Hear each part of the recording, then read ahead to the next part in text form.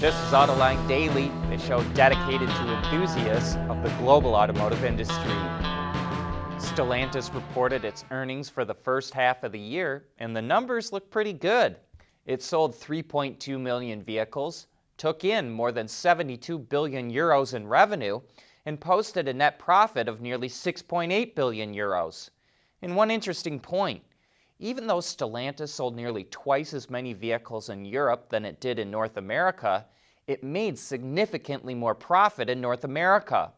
Stellantis reports that on a pro forma basis, it hit an impressive 11% operating margin overall. But in North America, the Chrysler Group hit a stunning 16% margin. So what does pro forma mean? In this case, it sort of means let's just pretend.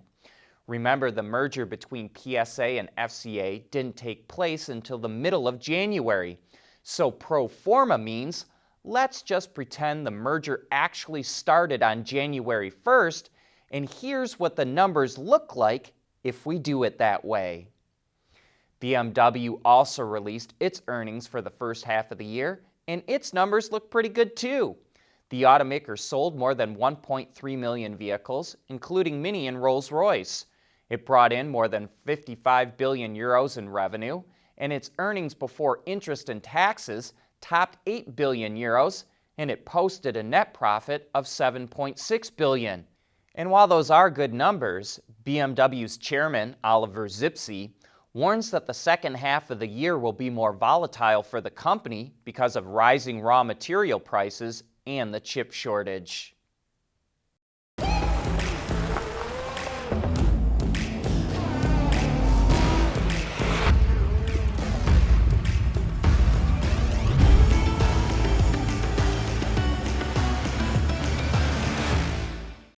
The world is changing at an ever-increasing pace. No matter what the mode of transportation, there is always the need for an efficient propulsion system. And that's exactly what BorgWarner has been doing since the earliest days of the automotive industry. We want to know what drives your testing. OTA, connected car, diagnostics, remote testing. Intrepid Control Systems is here to help you work from anywhere. Intrepid Control Systems, driven by your data. Over the last year or so, we've seen a number of automakers come out with trim packages to give vehicles a more rugged off-road look. And now it's the Hyundai Santa Fe's turn with the introduction of the XRT package. Some of its features include front and rear black lower bumpers, silver front and rear skid plates, exclusive side steps, 18-inch dark alloy wheels, plus a black grille, mirror housings, and roof rails. The Santa Fe XRT starts at $32,300 with front-wheel drive, and it's about $2,000 more with all-wheel drive, and both are arriving at dealers now. Lincoln created a more upscale version of the Aviator with the help of Shinola, a Detroit-based design brand that makes watches and leather goods. Lincoln designers incorporated Shinola's style into the seats, instrument panel, and in the console, which gives it more of a bespoke look. Lincoln will display the vehicle at the Pebble Beach Concours d'Elegance later this month. And while the company is calling this a concept, it could easily sell these. Everybody is getting into mobility services these days, even tire companies. Bridgestone just bought a company called Azuga that handles fleet management, so it can offer cloud-based solutions for real-time vehicle operations and data analytics. That could help fleets reduce fuel consumption, traffic accidents, and wear and tear on their vehicles. With the acquisition of Azuga, Bridgestone gets more than 6,000 fleet customers in North America. Bridgestone also recently invested in Kodiak Robotics, which is developing Level 4 long-haul trucks. And here's Paulo Ferrari, the president and CEO of Bridgestone Americas, with more details about why it wanted to acquire Azuga. Today, fleets are already a big part of our customer portfolio. We sell a lot of tires to fleet, and we sell them because they perform well and because customers see the value of our tires. But sometimes also we can be perceived as a cost, right? In the never-ending effort of fleet to optimize their operations. Our goal is to make sure that our tires are cost optimizers. So how do we make sure that by acquiring our tires, really we're able to reduce the fleet's cost when it comes to performance in rolling resistance, when it comes to potential retreadability. And really by doing that, we become more relevant for fleet and will help them in their journey. But by acquiring a fleet management solutions company, we actually broaden our portfolio of solutions for the same customers. So we can really accelerate their journey when it comes to sustainable mobility, when it comes to more efficient mobility, when it comes to safety. So our tires do all of that, but of course the solutions that Azuga provides do even more. So that's really the intent, and of course we will plug our tire modules into this platform to enhance that journey even more.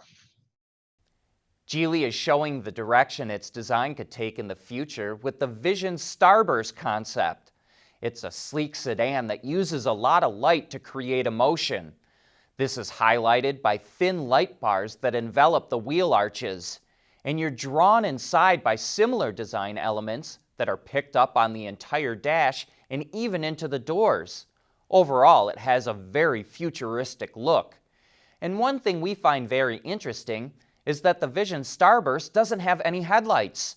Instead, designers feel in the future headlights will be replaced by some sort of vision system, and the Starburst features 2 LiDAR units that rotate upwards in place of the headlights. While it won't produce this car, Geely will incorporate elements into its future models. The age of silicones began at Wacker more than 70 years ago. Whether you're looking for thermal management of battery systems or the protection of electronics, let your innovations be powered by Wacker silicones. Visit us at wacker.com. E-mobility, powered by Wacker silicones. Mobility is becoming electric, connected, and autonomous, just like the manufacturing world. But will always be one thing: a reliable partner for our customers.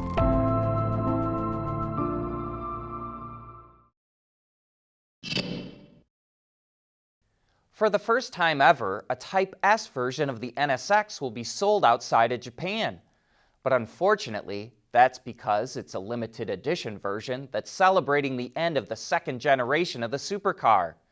Just 350 examples of the NSX Type S will be sold around the world as it enters its final year of production.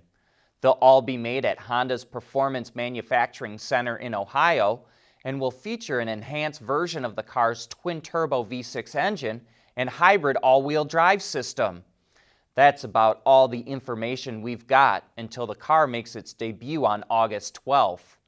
While this is the end of the NSX, Acura says it will continue to pursue sports cars in the electrified era. The Ram TRX is one bad ace off-road truck, but it's currently left-hand drive only, so that means some countries will not get a chance to experience this beast. However, thanks to viewer Warwick Rex Dundas, we know that Australians can now get their hands on a T-Rex. A company by the name of Australian Manufactured Vehicles, or AMV, is converting them to right-hand drive and selling them in the country. These trucks are not backed by the factory, so AMV had to make a few design tweaks to get the interior to line up just right, which means it's slightly different from the original.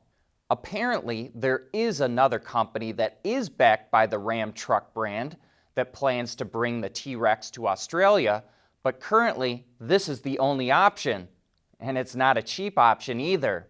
A T-Rex in the US ranges from about $70,000 to about $100,000, but the Australian T-Rex starts at $150,000 and can reach close to $200,000, depending on the options. But that's it for today's show. Thank you for watching.